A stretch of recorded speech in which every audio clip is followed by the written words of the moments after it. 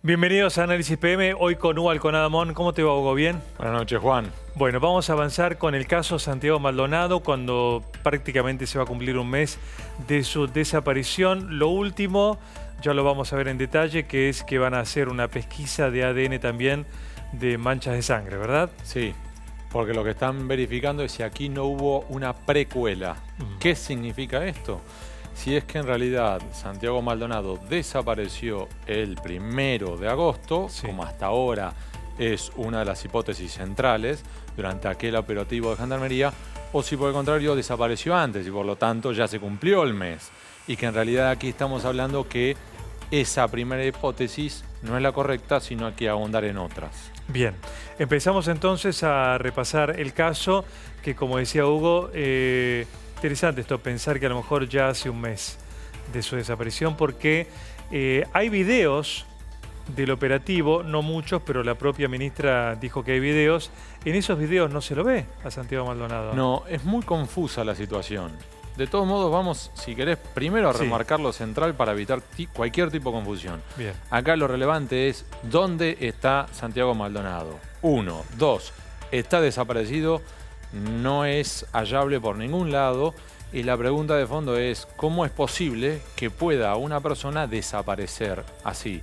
Sea por voluntad propia o porque realmente algo ocurrió.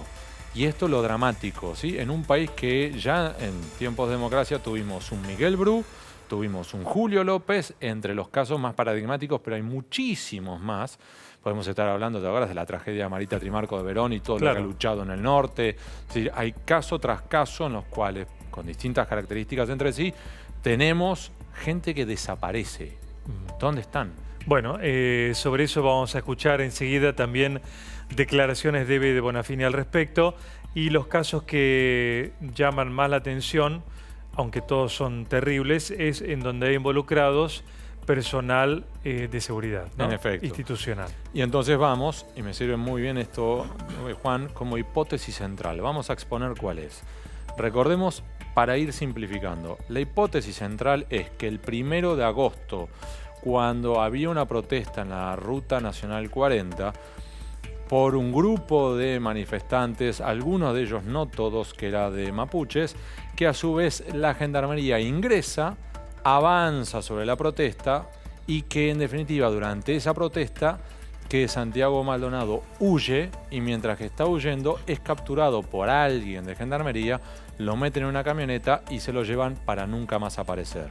Esta es la primera hipótesis, que esto ocurrió el 1 de agosto y que incluso hay un par de testigos, pero que son encapuchados, sin DNI, que denunciaron esto ante la Procuración de Ayuda a la Víctima, la Procubin, y que sirve como indicio, pero no más que eso, porque no fueron volcados en un expediente de manera certera con repreguntas.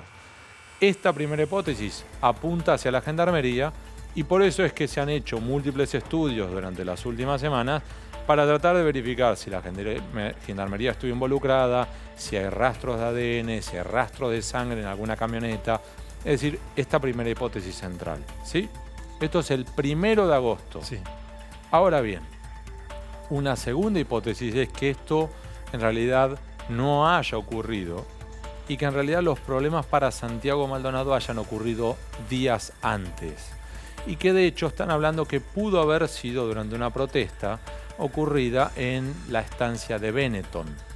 Esto habría sido el 21 de julio y que allí habría habido una discusión sobre la cual, a su vez, hay una hipótesis que es que el capataz, el puestero, discute con uno de los manifestantes y le clava un cuchillo sobre el costado y que en definitiva le deja en el cuchillo rastros de 2 ADN.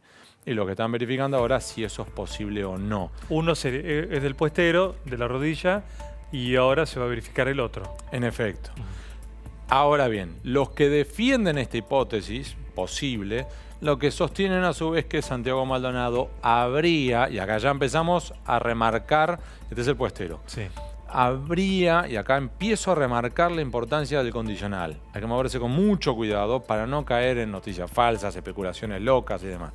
Lo que están diciendo es que habría Santiago Maldonado quedado herido, que habría sido asistido por alguien en el área mapuche y que en definitiva luego se marcha a Chile y que en Chile fue atendido por unas médicas. Esta hipótesis, que incluso habría pasado por algún lado a Chile, es una de las que está ahora evaluando la justicia junto con el Poder Ejecutivo Nacional. Ahora, un par de puntos.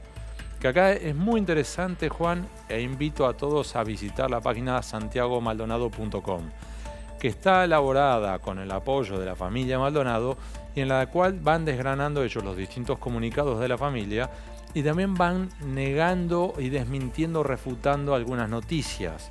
Es un apartado que es noticias falsas. Lo que ellos plantean es, por ejemplo, cómo pudo Santiago Maldonado pasar a Chile de manera clandestina en un momento del año en el cual que tuvo que cruzar la cordillera de los Andes con 1 metro de nieve y, si seguimos esta hipótesis, herido con un cuchillo. Sí, ya la película, ¿no? Por lo menos empieza a temblar, ¿sí? Número 1. Número 2, lo que también sostienen es, aquí están diciendo que esto habría ocurrido el 21 y tenemos datos de una comunicación telefónica el 27 con la mamá. Con lo cual, del 21 al 27, por lo menos este chico estaba vivo, este chico estaba en movimiento y con acceso a un número de teléfono, a una línea telefónica. Y además remarcan que fue visto en Bolsón, en el Bolsón, que incluso estuvo en la biblioteca y demás. Con lo cual es una hipótesis que hace ruido, ¿sí? Ahora bien, Juan, tampoco es cierto, y acá vale mucho remarcar un dato, que ya empezamos en la discusión sobre algo habrá hecho o en algo está metido Santiago Maldonado, que es perverso y es terrible. Y la propia familia se encarga de remarcar en esto. Número 1, Santiago Maldonado no era militante a favor del movimiento mapuche. Tampoco era kirchnerista, no era troquista, no era peronista, no era radical, no era militante de ningún tipo de ideario político. Así que acá hay que separarlo. Y esto vale remarcarlo, Juan, sobre todo en un contexto electoral, en un contexto en el cual ha tratado de ser usada, lamentable y tristemente, esta desaparición para distintos cálculos político-electorales. Entonces, quiero desgranar esto, ¿sí? Del mismo modo que también aquí empezaron con la estupidez que si Santiago Maldonado tenía algún tipo de parentesco con Vaca Narvaja, ergo entonces podía venir con algún tipo de interés de izquierda. También clarificó la familia que no tiene nada que ver con Vaca Narvaja y algo más. Y si fuera familiar de Vaca Narvaja, ¿qué? Está desaparecido igual. Y acá lo que estamos preguntando, la pregunta de fondo es, ¿dónde está Santiago Maldonado? Hugo, para pasar en limpio lo que la justicia tiene hasta el momento, independientemente de los dichos, de las noticias falsas, de los intereses políticos, ¿qué hay en el expediente? Por ahora hay muy poco certero. ¿Y por qué quiero decir esto? Porque ha habido también especulaciones sobre si el teléfono de Santiago Maldonado se activó en Chile o no, que si testigos de identidad reservada dijeron una cosa o no. Vamos a clarificar. Hasta ahora tenemos una testigo mujer mapuche de identidad reservada que dijo que sí lo vio a Santiago Maldonado ese 1 de agosto en esa marcha, pero ella misma clarificó que uno no lo vio siendo detenido por la gendarmería, sino que lo vio a Santiago, no quiero equivocarme, agarrando la mochila y corriendo, huyendo hacia el río Chubut. Esto es todo lo que dijo ella. Luego hubo una segunda mujer que también se presentó en tribunales y que empezó a contar de que ella sí había visto que era detenido por la gendarmería, pero luego empezó a corregirse a sí misma porque dijo que en realidad ella no era testigo, sino que había escuchado lo que otros habían dicho. Y acá hay que clarificar algo que por ahí parece una estupidez, pero no lo es. En derecho, uno es testigo de lo que uno percibe por sus propios sentidos. Es decir, lo que uno escuchó, lo que uno vio, lo que uno olió. Nada más. Lo demás es lo que los gringos llaman hearsay. Es decir, lo que escuché por terceros, lo que un tercero me dijo que vio. Eso no tiene validez en derecho cuando uno está declarando como testigo. Se cae a pedazos esa declaración.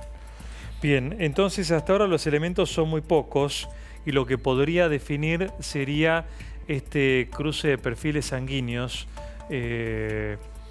Y ahí, que esta semana también se espera una definición al respecto, ¿vos crees que podría empezar a definirse o cuando se crea la sospecha después se duda de todo.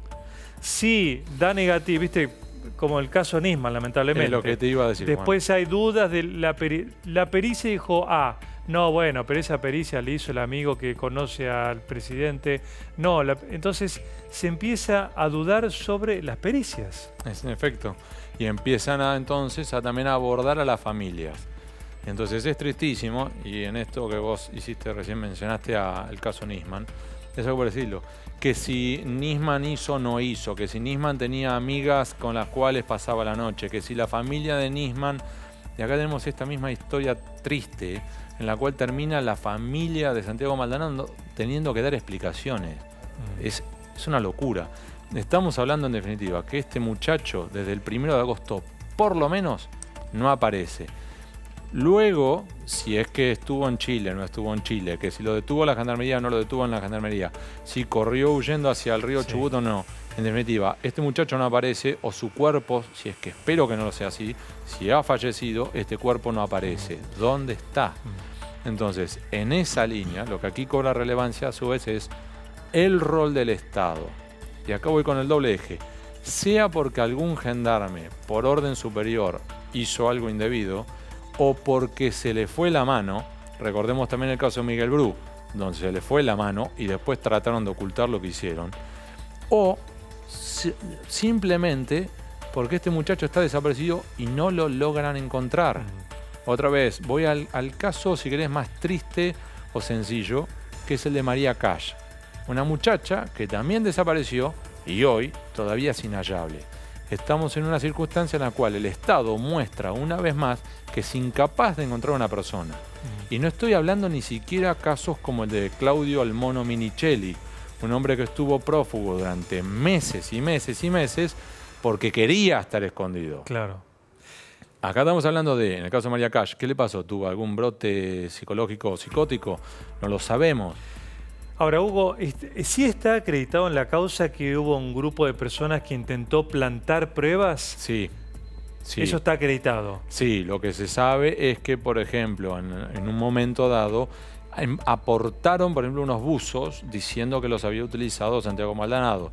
Luego se verificó que eso no era correcto y que, de hecho, lo que parecía ADN de Santiago Maldonado no lo era.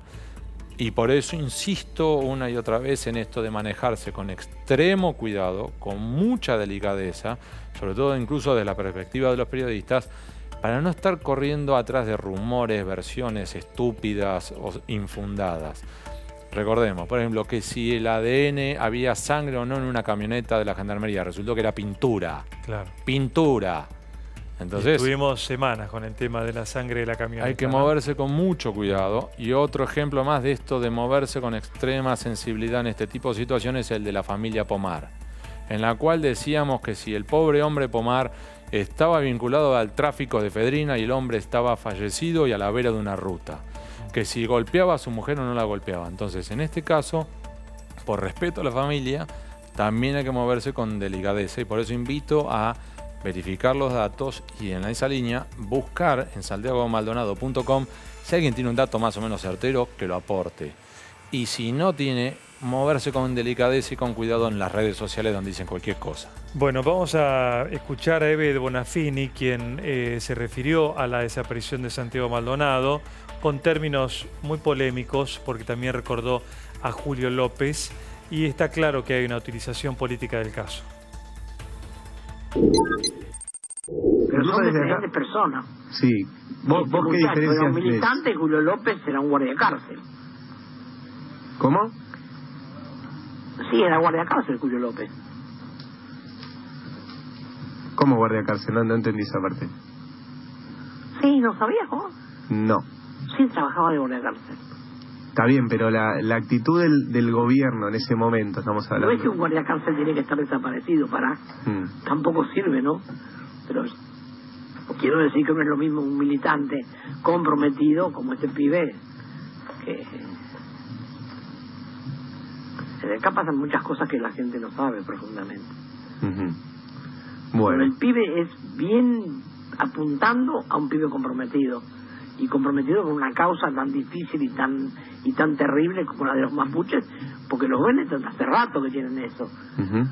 yo me acuerdo hace más de 20 años que Monseñor de Nevares los iba a ayudar, porque Véneto cerraba todo y cuando venía la veraneada, que es cuando ellos tienen que pasar sus animales a un lugar donde hay comida, para que no se mueran de frío, el tipo tenía todo con candado y no podían, tenían que a lo mejor ir más de un mes para dar la vuelta.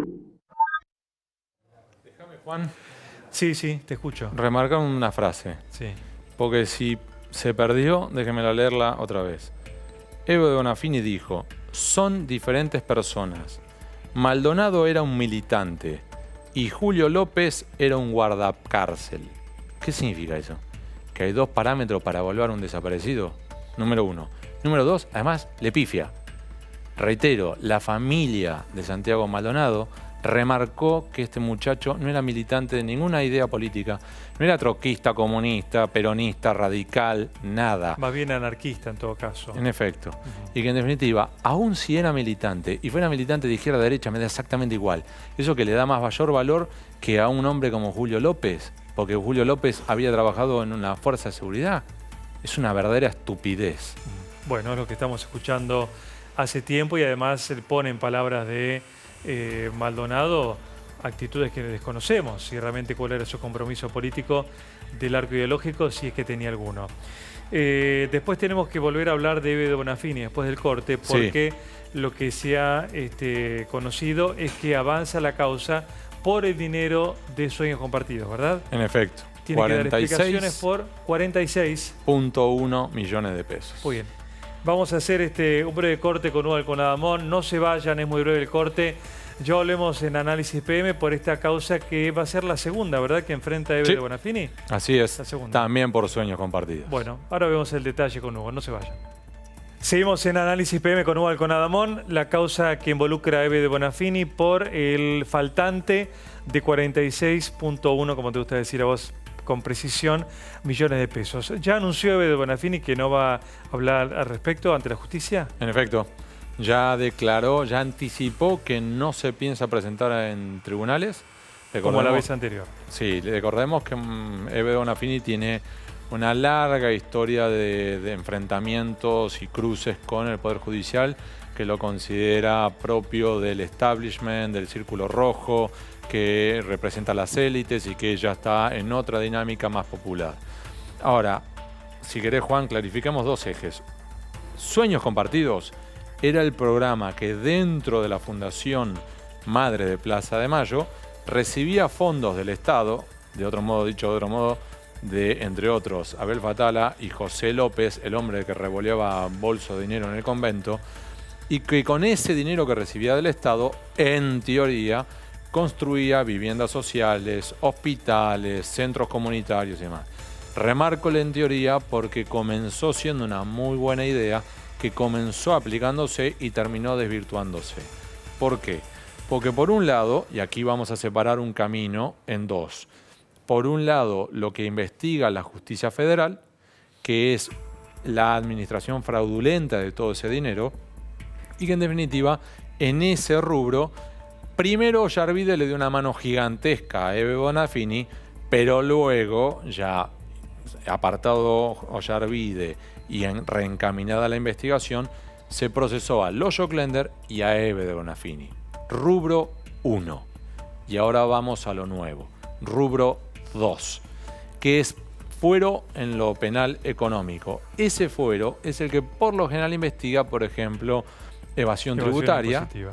O los delitos delitos contra la seguridad social. Es, por ejemplo, cuando un empleador no paga los aportes jubilatorios, tiene que superar un umbral de dinero, ¿sí? Lo mismo que en la parte de evasión, y en definitiva se queda con el dinero de los trabajadores. Porque además acá hay que remarcar algo que es fundamental.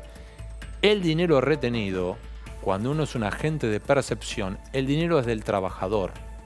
Lo mismo que cuando hay un agente de percepción de impuestos, el impuesto es del contribuyente y se tiene que mandar directo a las arcas del Estado Nacional. ¿Por qué digo esto? Porque el agente de percepción no es que está manejando dinero propio, sino que es el dinero de un tercero. Exacto. Entonces, en este punto el dinero era de los trabajadores de la Fundación Plaza de Mayo, que se fue acumulando y que en definitiva lo cobraban, lo retenían, Sergio Joclender y la justicia sospecha que debe de Bonafini, y en vez de ese dinero girarlo al ANSES, ¿qué pasó? ¿Dónde está?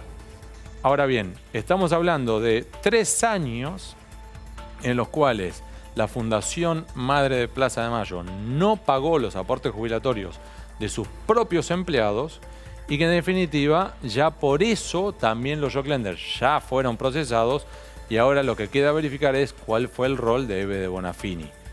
Y déjame clarificar un punto más, ¿no? Porque en un momento Joclender lo que planteó en su propia defensa era no teníamos dinero, ya estábamos en serios problemas financieros y lo que optamos era por mantener viva la fundación, mantenerla en marcha, dejar esto como un rubro superfluo menor para mantener en viva la fundación.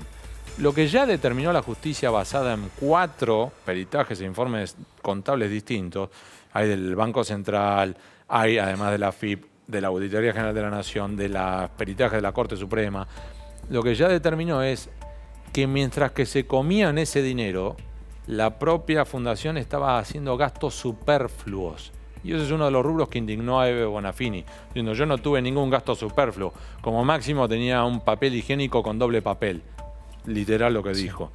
En realidad lo que está determinando ya la justicia es que eso no es cierto. ¿Y sabes por qué? Porque hay una correlación incluso entre el dinero que se comieron y el dinero que a su vez terminó yéndose hacia, ¿sabes quién? ¿A quién? Los propios Joclender. Pero ¿hay algún registro o algún indicio para verificar si Ebe de Bonafini se quedó con dinero que haya mejorado su patrimonio? Eso todavía está, por un lado, investigado por la justicia federal y por otro lado, que también hay que clarificar aquí es cuál es la responsabilidad subjetiva u objetiva de Ebe Bonafini. Claro. Para si lo haya quedado o no. Exacto. Claro. Aquí, si querés, es un rol como miembro del directorio, lo estoy simplificando, ¿sí? De la comisión directiva, de los que estaban a cargo de la administración de los bienes. Entonces, otra vez, Joclender decía, yo no era miembro de esa comisión directiva o de ese órgano de administración. Y lo que ya verificó la justicia es, no, momentito. Usted tenía un poder general de administración, así que usted sí tiene que dar explicaciones. Ahora lo que hace con Ebe Bonafini es lo mismo, es decir, mire, momentito, usted habrá delegado en Joclender lo que usted quiera, la firma o lo que sea, pero usted tenía un deber de control y supervisión final. Usted era presidenta de la Fundación Madre de Plaza de Mayo, ergo usted tiene que dar explicaciones. Si luego usted da explicaciones fundamentadas, muy bien. Sí. En ese caso, de hecho, recordemos, la indagatoria es una oportunidad de defensa, no una oportunidad para ser acusada. Es para defenderte de las acusaciones que hay. Entonces, lo que está haciendo Ebe Bonafini, si es que no va a tribunales, es privarse a sí misma de su derecho de defensa. Igual volveremos, como en la historia anterior, a una vuelta indagatoria y que finalmente se resolvió. En ese caso era el juez Marcelo Martínez de Giorgi, que cometió el desliz de llamarla cuando fue, creo que, la marcha número 2000 sí. Y se cumplían no sé cuántos años de la fundación. O sea, un error de astucia, si querés, enorme. ¿Insistirán con la indagatoria a Ebe de Bonafini? Sí. ¿Con otra fecha? Sí, eso aunque debería ella diga ocurrir. Que no va a ir. Sí, y en ese caso lo que sí se puede imponer por el juez en lo penal económico, Diego García Berro, es la comparecencia forzosa. Suena horrible. Lo que es, se la va a buscar un patrullero y se le invita a acompañarla, sea en auto propio o en el auto del propio patrullero, según la delicadeza, hacia tribunales. Bien. Donde además es algo tan sencillo, vamos a aclarar, es presentar un escrito, si querés, no declarar, y a tu casa. Claro, pero tampoco va a ser eso. Por lo que dice ella hasta ahora, no. Ella está citada para el 25 de octubre a las 11:30 horas. E insisto, porque vuelvo a la esencia. Así como en el bloque anterior decíamos, la esencia aquí es, aquí hay un muchacho que se llama Santiago Maldonado, que no está. En este caso es, aquí hay una fundación que se llama Madre de Plaza de Mayo, que recibió fondos del Estado, que debió pagar salarios, que debió además de lo que corresponde a los aportes jubilatorios, es decir, la jubilación de sus propios empleados, dárselo al ANSES. Ese dinero no está. Alguien se lo comió, sean los Joclender o quien fuere. Y suma 46 millones de pesos del total de los empleados durante X tiempo. Sí, y como te remarcaba, ¿no? Los empleados no hacen ese reclamo. Sí, de hecho, muchos ¿Lo han hecho, los, sí? muchos de los empleados lo que han planteado también es, fueron a declarar, fueron a exponer su situación, e incluso lo que también dijeron era, de hecho, en eso se basa la justicia para decir lo de gasto superfluo. Ellos mismos remarcan que mientras que no estaban pagando los aportes, hacían gastos, por ejemplo, toda una comitiva de choferes. Por supuesto que las madres de Plaza de Mayo ya están grandes, no pueden manejar, no tienen, muchas de ellas no tienen autos, con lo cual había una necesidad de movilizarlas. Pero lo que marca la justicia es, aquí hubo un grupo de dinero, un paquete de dinero, que por un lado se gastó en situaciones irrelevantes, y al mismo tiempo recordemos esto final. 46.1 millones de pesos que no están, y los Joclender se comieron Sergio Joclender 23.3 y Pablo Joclender 13.3 millones de pesos. Muy bien. Gracias, Hugo, como siempre. Un placer tenerte todos los lunes acá en Análisis PM.